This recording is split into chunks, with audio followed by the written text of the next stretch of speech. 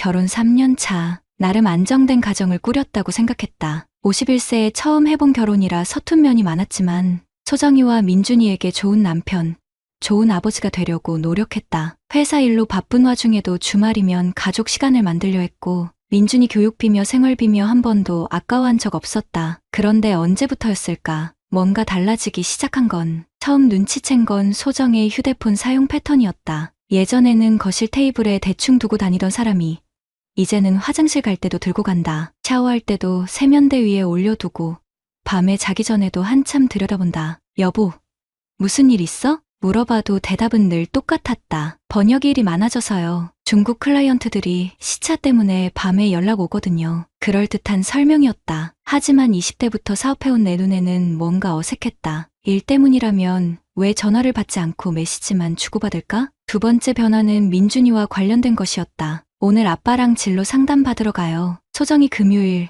저녁 식사 자리에서 말했다. 민준이는 고개를 숙인 채 밥만 먹고 있었다. 나는 포크를 내려놓았다. 진로 상담. 학교에서? 아니요. 아빠가 상민 씨가 IT 쪽 일을 하니까 민준이한테 조언해 줄 수 있을 것 같아서요. 아빠, 소정의 입에서 자연스럽게 나온 그 단어가 가슴에 걸렸다. 물론 민준이에게는 친아버지가 따로 있다는 걸 안다. 하지만 3년 동안 아버지 역할을 해오던 내가 있는데 갑자기 친아버지와 진로 상담이라니. 그런 건 우리가 같이 알아보면 되는 거 아닌가? 물론이죠. 하지만 실무 경험이 있는 사람한테 듣는 게 더 도움될 것 같아서요. 소정의 대답에는 반박할 여지가 없었다. 나는 건설자재 유통업을 한다. IT와는 거리가 멀다. 민준이는 여전히 고개를 들지 않았다. 그날 밤 나는 침대에 누워 천장을 바라봤다. 결혼 전 소정이 박상민과 이혼한 이유는 사업 실패 때문이었다. 당시 그는 IT 창업을 했다가 크게 망해서 빚만 잔뜩 남겼다고 했다. 그래서 소정이 혼자 민준이를 키우며 힘들게 살았다고. 그런데 최근 들어 그 박상민 이야기가 자주 나온다. 그것도 예전과는 다른 톤으로. 상민 씨 회사가 요즘 잘 된다고 하더라고요. 민준이가 아빠를 많이 그리워해요. 상민 씨가 많이 성숙해진 것 같아요. 처음에는 대수롭지 않게 넘겼다. 아이 아버지니까 안부 정도는 궁금할 수 있다고 생각했다. 하지만 빈도가 늘어나면서 뭔가 이상하다는 생각이 들기 시작했다. 토요일 오후 소정과 민준이가 나갔다. 진로 상담을 받으러 간다고 했다. 나는 홀로 거실에 앉아 있었다. 평소라면 골프를 치거나 동료들과 만났을 텐데 왠지 나갈 기분이 아니었다. 오후 6시가 넘어서야 둘이 돌아왔다. 어떻게 됐어? 소정이 밝은 표정으로 대답했다. 좋았어요. 상민 씨가 민준이한테 컴퓨터공학과 진학을 추천하더라고요. 요즘 AI 쪽이 전망이 좋다면서. 민준이는 여전히 말이 없었다. 평소에도 과묵한 편이지만 오늘은 더 조용해 보였다. 민준아, 어땠어? 아빠 말씀이 도움됐어? 민준이가 잠깐 나를 쳐다봤다. 그 눈빛에서 뭔가 미안해하는 기색을 읽었다. 네, 도움됐어요. 짧은 대답이었지만 그 안에 복잡한 감정이 담겨 있다는 걸 느낄 수 있었다. 그날 밤 소정이 샤워하는 동안 나는 우연히 그녀의 휴대폰 화면이 켜지는 걸 봤다. 카카오톡 메시지 알림이었다. 발신자는 상민이었다. 순간적으로 내용을 읽으려 했지만 금세 화면이 꺼졌다. 하지만 그 짧은 순간에 본 게 있었다. 오늘 고마웠어. 민준이가. 그 뒤는 보지 못했다. 하지만 충분했다. 진로 상담 후에 감사 인사를 나누는 게 이상할 건 없다. 그런데 왜 이렇게 찜찜한 걸까? 나는 20대부터 사업을 해왔다. 사람을 보는 눈이 있다고 자부한다. 거래처 사장들의 표정만 봐도 속마음을 어느 정도 읽을 수 있다. 그런 내가 지금 뭔가 이상하다고 느끼고 있는 것이다. 하지만 확신할 수는 없었다. 재혼 가정의 복잡함을 내가 충분히 이해하지 못하는 걸 수도 있다. 초혼인 내가 놓치는 부분이 있을 수도 있고. 다음 주 월요일 회사에서 일하는데 집중이 안 됐다. 자꾸 소정과 민준이 생각이 났다. 점심시간에 직원 하나가 말했다. 사장님, 요즘 좀 피곤해 보이세요. 그래? 별일 없는데. 거짓말이었다. 분명 뭔가 있었다. 하지만 아직 확실하지 않은 상황에서 성급하게 행동할 수는 없었다. 사업가로서 배운 게 있다면 의심스러울 때는 차분히 관찰하고 증거를 모으라는 것이다. 감정적으로 대응하면 실수하기 쉽다. 그날 저녁 집에 돌아가니 소정이 화장을 하고 있었다. 평소보다 정성스럽게. 어디 가?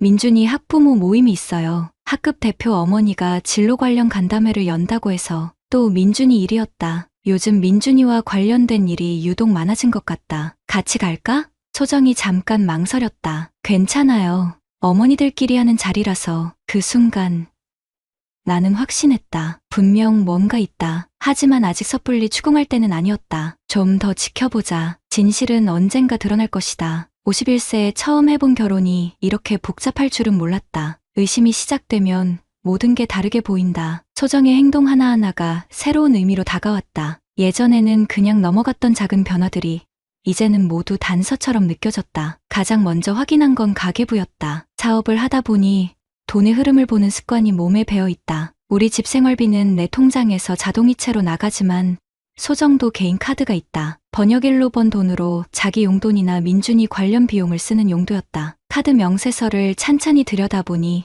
이상한 패턴이 보였다. 3개월 전부터 카페 결제가 늘어났다. 그것도 집에서 멀리 떨어진 강남 쪽 카페들이었다. 번역일은 대부분 재택근무인데 왜 굳이 강남까지 나가서 카페에서 일할까? 더 이상한 건 주차비였다. 소정은 평소 대중교통을 이용하는 편인데 최근 3개월간 백화점이나 대형 쇼핑몰 주차비가 자주 찍혀 있었다. 그것도 34시간씩 장시간 주차한 기록들이었다. 나는 달력을 꺼내 카드 사용 내역과 대조해봤다. 소정이 민준이 일로 외출한다고 했던 날짜들과 정확히 일치했다. 가슴속에서 뭔가 차가운 게 올라왔다. 20년 넘게 사업하면서 배운 게 있다면 숫자는 거짓말을 하지 않는다는 것이다. 그 다음 주 토요일 소정이 또 외출한다고 했다. 민준이 대학 입시 설명회가 있어요. 상민 씨가 같이 가자고 해서. 나는 아무렇지 않은 척 고개를 끄덕였다. 그래, 잘 다녀와. 하지만 속으로는 계획을 세우고 있었다. 이번에는 직접 확인해보겠다는. 소정과 민준이가 나간 지 1시간 후 나도 차를 몰고 나섰다. 목적지는 소정의 카드로 자주 결제된 강남의 한 쇼핑몰이었다. 주차장을 한 바퀴 돌아보니 소정의 차가 보였다. 지하 2층 구석진 자리에 주차되어 있었다. 나는 조금 떨어진 곳에 차를 세우고 기다렸다. 1시간, 2시간이 지났다. 입시 설명회 치고는 너무 오래 걸리는 것 같았다. 오후 4시쯤 드디어 그들이 나타났다. 하지만 내가 본 것은 민준이가 아니었다. 소정이 한 남자와 함께 걸어 나오고 있었다. 키가 크고 마른 체형에 나보다 어려 보이는 남자였다. 박상민, 소정의 전 남편일 것이다. 그런데 그들의 모습이 심상치 않았다. 손을 잡지는 않았지만 거리가 너무 가까웠다. 마치 연인처럼 자연스럽게 걸어가고 있었다. 더 충격적인 건 소정의 표정이었다. 평소 집에서 보던 차분하고 침착한 모습이 아니라 마치 20대 여자처럼 밝고 들떠 보였다. 언제 마지막으로 내 앞에서 그런 표정을 지었던가? 나는 차 안에서 그 모습을 지켜보며 주먹을 꽉 쥐었다. 가슴속에서 뭔가 타오르기 시작했다. 그날 저녁 소정이 돌아와서는 태연하게 말했다. 입시 설명회 정말 유익했어요. 민준이도 많은 도움 받았을 거예요. 민준이는? 학원에서 자습한다고 해서 먼저 보냈어요. 거짓말이었다. 민준이는 애초에 없었다. 나는 침착함을 유지하려 노력했다. 20년 넘게 사업하면서 배운 게 있다면 감정적으로 대응하면 실수한다는 것이다. 확실한 증거를 더 모아야 했다. 다음날 일요일 나는 핑계를 대고 혼자 외출했다. 목적지는 민준이 학원이었다. 학원 앞에서 기다리다가 민준이를 만났다. 민준아, 잠깐 얘기 좀 할까? 근처 카페에 앉아 민준이를 바라봤다. 17살 고등학생의 얼굴에 어른스러운 고민이 깃들어 있었다. 어제 입시 설명회 어땠어? 민준이가 잠깐 주춤했다. 저는 안 갔어요.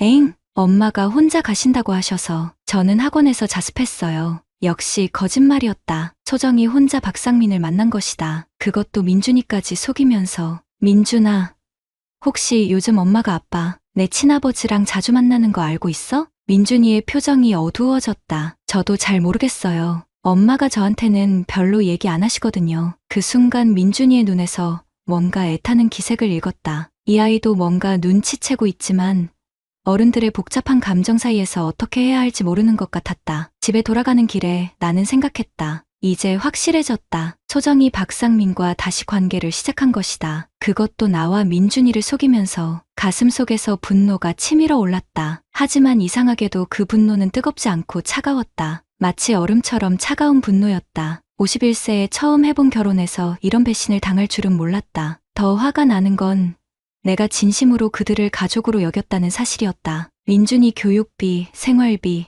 소정의 개인 용돈까지 3년 동안 얼마나 많은 돈을 썼는지 계산해보니 어마어마했다. 집 리모델링, 신혼여행, 민준이 학원비까지 합치면 2억은 넘을 것이다. 그런데 결국 소정에게 나는 무엇이었을까?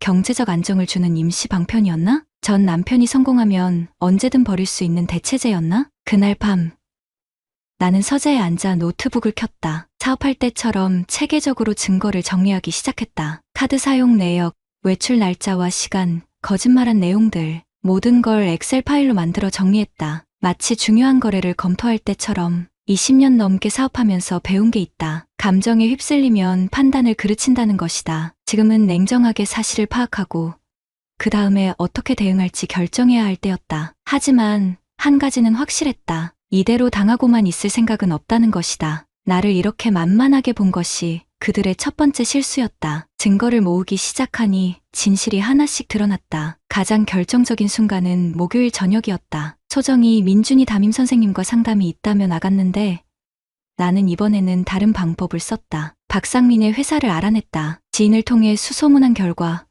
그는 강남의 IT 스타트업을 운영하고 있었다. 요즘 AI 관련 사업으로 꽤 잘 나간다는 소문이었다. 회사 앞에서 기다리니 오후 6시쯤 박상민이 나왔다. 나보다 3살 어린 48세 남자. 한때 사업에 실패의 가정을 잃었던 남자가 이제는 당당한 모습으로 걸어 나오고 있었다. 그를 따라가니 20분 거리의 한 레스토랑에 들어갔다. 나는 차 안에서 기다렸다. 30분 후 소정이 나타났다. 평소보다 화려하게 차려입은 모습이었다. 담임 선생님과 상담을 하러 간다던 여자의 모습이 아니었다. 레스토랑 유리창 너머로 그들을 지켜봤다. 마주 앉아 대화를 나누는 모습이 영락없는 연인이었다. 박상민이 소정의 손을 잡았고 소정은 그것을 거부하지 않았다. 가슴속에서 뭔가 얼어붙는 느낌이었다. 차가운 분노가 온몸을 감쌌다. 하지만 아직 끝이 아니었다. 1시간 후 그들이 레스토랑을 나섰다. 그런데 놀랍게도 민준이가 나타났다. 학원에 있어야 할 시간에 민준이가 그들과 합류한 것이다. 세 사람이 함께 걷는 모습을 보는 순간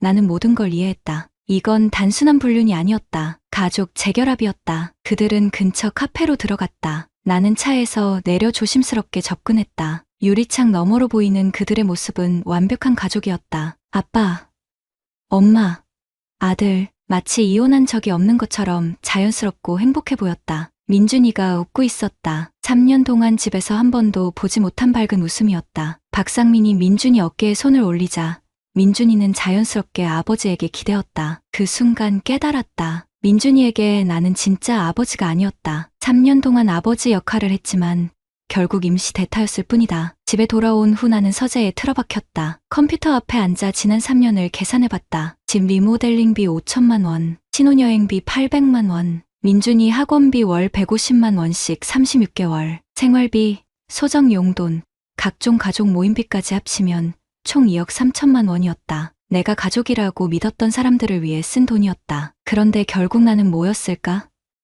ATM이었나?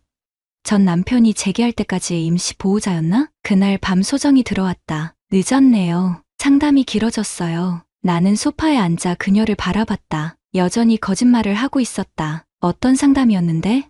민준이 성적 관리랑 대학 진학 관련해서요. 담임 선생님이 꽤 자세히 설명해 주셨어요. 매끄러운 거짓말이었다. 3년 동안 나와 함께 살면서 거짓말하는 연습을 했나 보다. 민준이는 학원에서 자습한다고 해서 먼저 보냈어요. 또 거짓말. 민준이는 1시간 전까지 아버지와 함께 있었다. 나는 아무 말 하지 않고 서재로 들어갔다. 더 이상 그녀의 거짓말을 듣고 싶지 않았다. 다음 날 점심시간. 나는 민준이 학교 앞에서 기다렸다. 아이와 직접 대화할 필요가 있었다. 민준아, 잠깐 얘기하자. 근처 조용한 카페에 앉아 민준이를 바라봤다. 17살 아이의 눈에 죄책감이 가득했다. 어제 아빠 만났지? 민준이가 고개를 숙였다. 죄송해요. 사과할 것 없어. 내 친아버지니까. 다만 왜 거짓말을 했는지는 알고 싶다. 민준이가 한참 망설이다 입을 열었다. 엄마가 아직 말하지 말라고 했어요.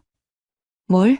아빠가 다시 잘 살게 됐다고. 우리가 다시 가족이 될 수도 있다고. 그 순간 머릿속이 하얗게 변했다. 소정이 민준이에게 이미 모든 걸 말해둔 것이다. 박상민과 재결합할 계획을. 그럼 너는 어떻게 생각해? 민준이가 눈물을 글썽였다. 저도 잘 모르겠어요. 우석 아저씨는 저한테 정말 잘해주셨는데 하지만 친아빠도 그리웠어요. 솔직한 대답이었다. 17살 아이에게 무엇을 원망할 수 있을까? 친아버지를 그리워하는 게 당연하다. 그날 저녁, 나는 소정의 휴대폰을 확인하기로 결정했다. 샤워하는 동안 거실에 둔 휴대폰을 살펴봤다. 카카오톡을 열어보니 박상민과의 대화가 맨 위에 있었다. 지난 3개월간의 대화 내용을 쭉 읽어보니 모든 진실이 드러났다. 민준이가 행복해하는 모습 보니까 정말 고마워. 나도야. 우리 가족이 다시 합쳐지는 거니까. 우석 씨한테는 미안하지만 민준이를 위해서는 어쩔 수 없어. 이번엔 정말 잘할 수 있을 것 같아. 경제적으로도 안정됐고.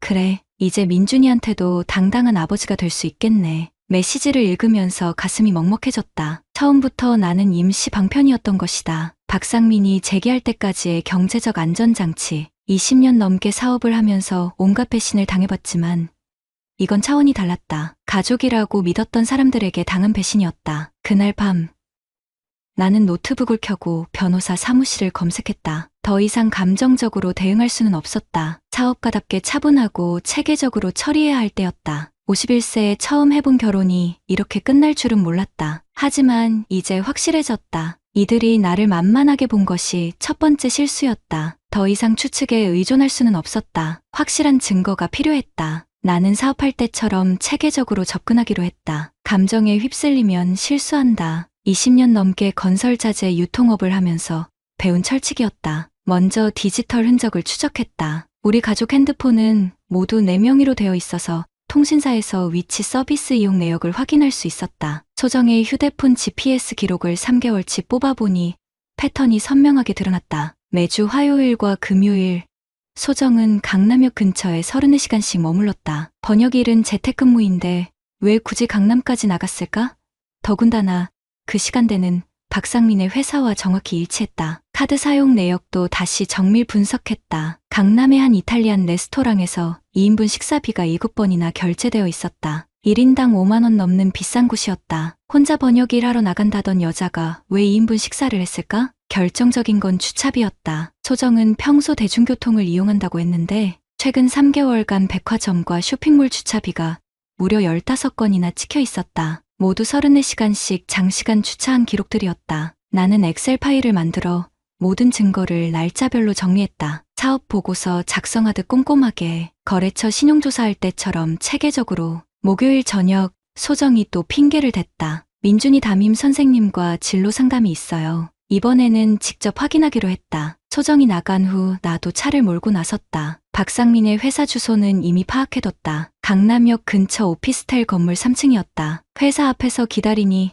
오후 6시 10분쯤 박상민이 나왔다. 키 178cm, 마른 체형. 사진으로만 봤던 소정의 전 남편이었다. 3년 전 사업 실패로 가정을 잃었던 남자가 이제는 제법 당당한 모습으로 걸어 나오고 있었다. 그를 따라가니 차로 10분 거리의 이탈리안 레스토랑에 들어갔다. 소정의 카드로 7번이나 결제된 바로 그곳이었다. 나는 맞은편 카페에 차를 세우고 기다렸다. 가슴이 두근거렸지만 표정은 차분히 유지했다. 거래처 사장들과 중요한 협상을 할 때처럼. 30분 후 소정이 나타났다. 순간 숨이 막혔다. 평소 집에서 보던 수수한 모습이 아니었다. 새로 산 듯한 원피스에 화장도 진하게 했다. 담임 선생님과 상담하러 간다던 45세 기혼 여성의 모습이 아니었다. 레스토랑 유리창 너머로 그들을 지켜봤다. 마주 앉아 대화를 나누는 모습이 영락없는 연인이었다. 박상민이 테이블 너머로 소정의 손을 잡았고 소정은 미소를 지으며 그것을 받아들였다. 나는 차 안에서 주먹을 꽉 쥐었다. 가슴속에서 뭔가 타오르기 시작했지만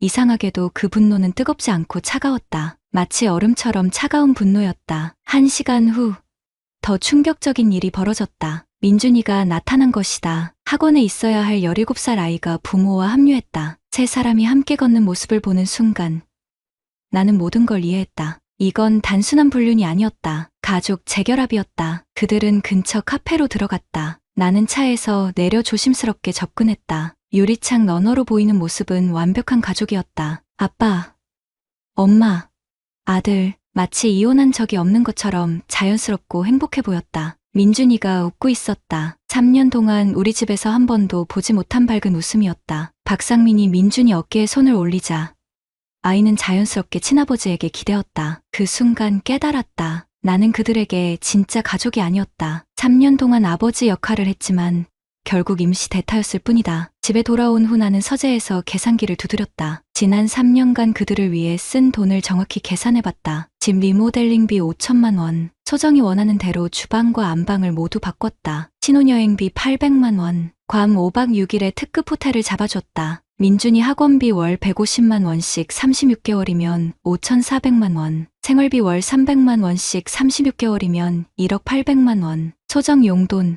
명절 선물, 각종 가족 모임비까지 합치면 총 2억 3천만 원이었다. 나름 넉넉하게 써줬다고 생각했다. 51세 초혼 남성이 재혼 가정을 꾸리는데 필요한 비용이라고 여겼다. 그런데 결국 나는 뭐였을까?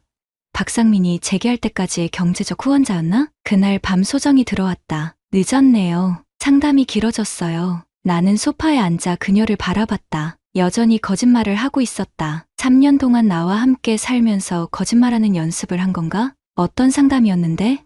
민준이 성적이 좀 떨어져서요. 담임 선생님이 자세히 상담해 주셨어요. 매끄러운 거짓말이었다. 하지만 내 눈에는 모든 게 보였다. 새로 산 원피스, 진한 화장, 그리고 행복해 보이는 표정. 모두 나를 위한 게 아니었다. 이틀 후 나는 결정적인 증거를 찾았다. 소정이 샤워하는 동안 그녀의 휴대폰을 확인한 것이다. 카카오톡을 열어보니 박상민과의 대화가 맨 위에 있었다. 지난 2개월간의 대화 내용을 쭉 읽어보니 모든 진실이 드러났다. 민준이가 정말 행복해해. 아빠가 다시 성공한 걸 자랑스러워하더라. 나도 이제 당당한 아버지가 될 수 있을 것 같아. 경제적으로도 안정됐으니까 우리 다시 시작해보자. 이번엔 정말 잘할 수 있어. 우석 씨한테는 미안하지만 민준이를 위해서는 어쩔 수 없지.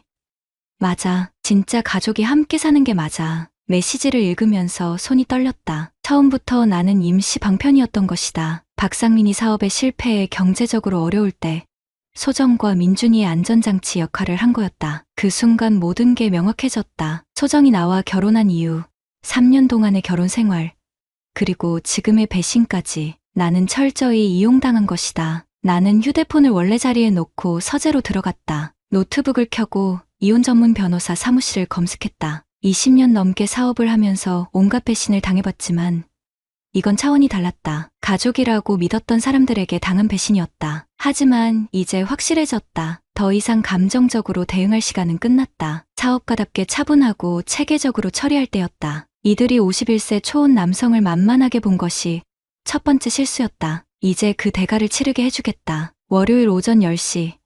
나는 강남의 한 법무법인을 찾았다. 김 변호사는 이혼 전문가로 유명한 사람이었다. 내가 정리한 증거 자료를 쭉 검토하더니 고개를 끄덕였다. 충분합니다. 카카오톡 메시지만으로도 정서적 분류는 입증 가능하고 GPS 기록과 카드 사용 내역까지 있으니 승소는 확실합니다. 위자료는 얼마나 받을 수 있나요? 아내 상대로는 2천만 원 정도, 상간자인 전 남편에게는 1천만 원 정도 가능할 것 같습니다. 생각보다 적은 금액이었다. 하지만 돈이 목적은 아니었다. 혼인 무효는 어떻습니까?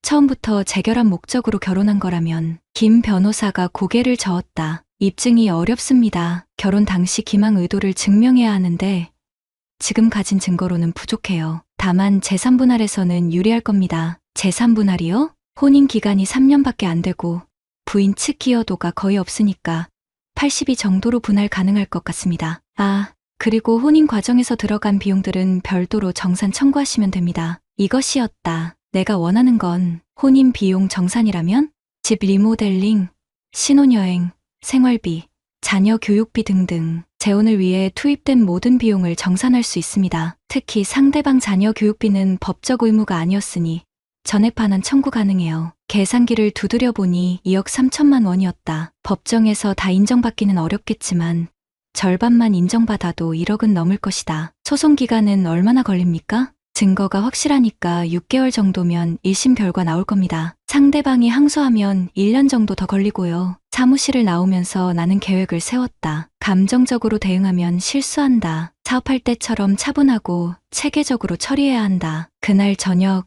소정이 또 외출한다고 했다. 번역 클라이언트와 미팅이 있어요. 나는 아무 말 하지 않고 고개만 끄덕였다. 더 이상 그녀의 거짓말에 반응할 이유가 없었다. 소정이 나간 후 나는 민준이를 불렀다. 민준아, 잠깐 이야기하자. 거실 소파에 앉아 17살 아이를 바라봤다. 민준이의 눈에는 이미 모든 걸 알고 있다는 듯한 표정이 어려 있었다. 너희 엄마랑 아빠가 다시 만나고 있는 거 알고 있지? 민준이가 고개를 숙였다. 죄송해요. 사과할 것 없어. 내 친아버지니까 만나고 싶은 게 당연하지. 다만 왜 나한테 말하지 않았는지 궁금해. 엄마가 아직 말하지 말라고 했어요. 우석 아저씨가 상처받을까 봐서요. 순진한 아이였다. 어른들의 계산된 거짓말에 이용당하고 있다는 걸 모르고 있었다. 민준아, 솔직히 말해봐. 너는 친아버지와 다시 살고 싶어? 민준이가 한참 망설이다 고개를 끄덕였다. 네, 죄송해요. 우석 아저씨가 저한테 정말 잘해주셨는데 괜찮아. 내 마음이 그런 게 당연해. 나는 민준이의 어깨에 손을 올렸다. 다만 한 가지만 약속해. 앞으로는 거짓말하지 마. 너까지 거짓말하면 너무 서운하거든. 민준이가 눈물을 글썽였다. 네, 죄송해요. 정말 죄송해요. 2시간 후 소정이 돌아왔다. 평소보다 기분이 좋아 보였다. 아마 박상민과 즐거운 시간을 보냈을 것이다. 일찍 왔네요? 미팅이 일찍 끝났어요. 또 거짓말이었다. 하지만 이제 마지막이었다. 여보, 잠깐 이야기할까요? 소정의 표정이 살짝 굳어졌다. 뭔가 눈치챈 것 같았다. 무슨 일이에요? 나는 테이블 위에 A사 용지 한 장을 내밀었다. 지난 3개월간 소정의 행적을 정리한 자료였다. 이것부터 설명해 주세요. 소정이 종이를 들여다보더니 얼굴이 하얗게 변했다. 외출 날짜, 시간, 장소, 카드 사용 내역, GPS 기록까지 모든 게 정리되어 있었다. 이게 뭐예요? 당신이 지난 3개월간 뭘 했는지 정리한 겁니다. 박상민 씨와 만난 모든 기록이죠. 소정이 입술을 떨었다. 우석 씨, 변명은 필요 없습니다. 카카오톡 메시지도 다 봤거든요. 나는 휴대폰을 꺼내 스크린샷을 보여줬다. 박상민과 주고받은 메시지들이었다. 우리 다시 시작해보자. 민준이를 위해서는 어쩔 수 없지. 진짜 가족이 함께 사는 게 맞아. 모든 증거가 거기 있었다. 소정이 주저앉듯 의자에 앉았다. 미안해요. 정말 미안해요. 미안하다고 해서 끝날 문제가 아닙니다. 나는 차분하게 말했다. 감정을 드러내지 않으려 노력했다. 처음부터 나를 이용할 생각이었나요? 아니에요. 처음에는 정말 언제부터였나요? 박상민 씨와 다시 만날 계획을 세운 게 소정이 한참 침묵하다 입을 열었다. 3개월 전 상민 씨 회사가 안정되면서 민준이를 위해서는 진짜 가족이 함께 사는 게 맞다고 생각했어요. 솔직한 대답이었다. 적어도 거짓말은 하지 않았다. 그럼 나는 뭐였나요?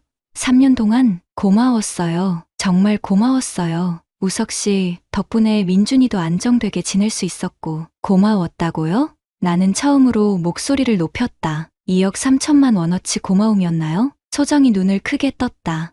뭔 소리예요? 지난 3년간 당신들을 위해 쓴 돈이 2억 3천만 원입니다. 집 리모델링, 신혼여행, 생활비, 민준이 교육비까지 전부 계산했어요. 나는 계산서를 내밀었다. 이혼은 어차피 할 거니까 상관없습니다. 하지만 이 돈은 정산받을 겁니다. 우석 씨, 특히 민준이 교육비 5,400만 원은 전액 반환하세요. 법적으로 제가 지급할 의무가 없었던 돈이거든요. 소정이 절망적인 표정을 지었다. 그런 돈이 어디 있어요? 그건 당신 문제입니다. 박상민 씨한테 받으시든 어떻게 하시든. 나는 명함을 하나 내밀었다. 내일부터 제 변호사가 연락할 겁니다. 이혼 소송과 손해배상 청구건으로요. 그날 밤 나는 서재에서 혼자 소주를 마셨다. 51세에 처음 해본 결혼이 이렇게 끝나게 될 줄은 몰랐다. 하지만 후회는 없었다. 정직하게 살았고 가족을 위해 최선을 다했으니까. 이제 그들이 그 대가를 치를 차례였다. 나를 이렇게 만만하게 본 것이 그들의 마지막 실수였다. 6개월 후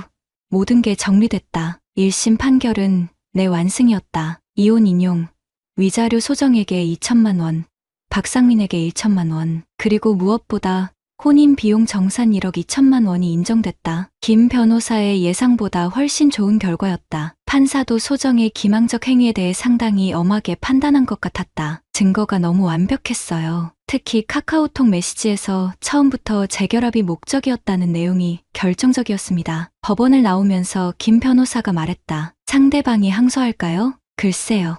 항소해도 뒤집기 어려울 것 같은데 그보다 강제집행 준비하세요. 임의로 안 내면 재산 압류해야죠. 소정은 항소하지 않았다. 아마 박상민이 말렸을 것이다. 그도 IT 사업가라면 법적 리스크는 이해했을 테니까. 2주 후 소정이 합의금을 가지고 왔다. 1억 3천만 원 전액이었다. 현금 3천만 원과 약속어음 1억 원이었다. 약속어음이요? 상민 씨 회사 명의로 발행한 거예요. 3개월 후 만기인데 그 회사 믿을 만한가요? 소정이 고개를 끄덕였다. 요즘 정말 잘 돼요. AI 관련 프로젝트가 성공해서 마지막까지 박상민을 감싸는 모습이었다. 어쨌든 돈을 받는 게 중요했다. 그날 오후 민준이가 혼자 찾아왔다. 3개월 만에 보는 얼굴이었다. 우석 아저씨, 17살 아이의 얼굴에 어른스러운 미안함이 어려 있었다. 민준아, 앉아. 아이는 소파 끝자락에 조심스럽게 앉았다. 인사하러 왔어요. 이제 정말 이사 가거든요. 어디로?